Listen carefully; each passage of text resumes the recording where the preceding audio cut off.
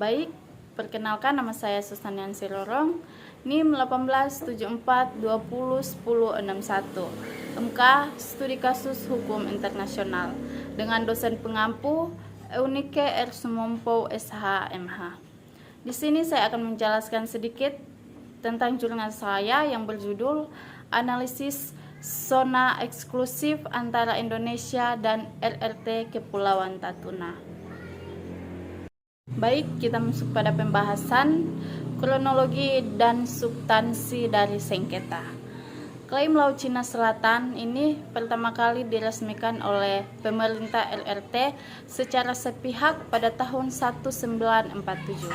Pada masa itu pemerintah RRT sangat yakin bahwa status kepemilikan yang Laut Cina Selatan adalah milik RRT seutuhnya, terlebih lagi mengetahui fakta sejarah yang berasal dari dinasti Ming menuliskan mengenai perjalanan Cihong yang berlayar dari Champa menuju ke wilayah selatan pada tahun 1940. Kebijakan pemerintah Indonesia dalam menghadapi sengketa.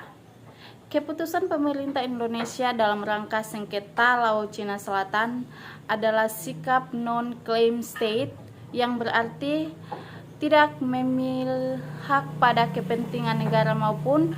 Sikap ini digunakan dengan harapan bahwa Indonesia dapat menjadi negara penegak dalam sengketa antara beberapa ASEAN dan RRT dalam Laut Cina Selatan.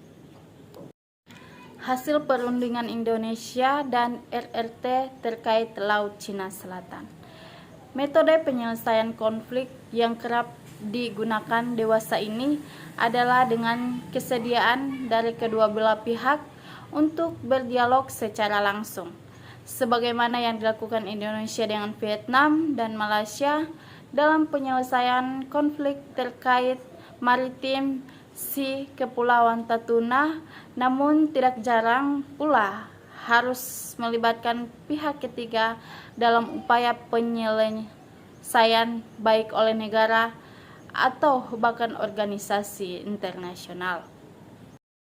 Faktor penghambat dan penyelesaian sengketa si Kepulauan Tatuna. Faktor internal, kebijakan yang dibuat oleh pemerintah Indonesia dalam menjaga berdaulatnya memang menunjukkan hasil yang positif, hanya saja tidak laut dan upaya penegakan pelanggaran hukum yang berkaitan dengan sengketa ini masih kurang optimal.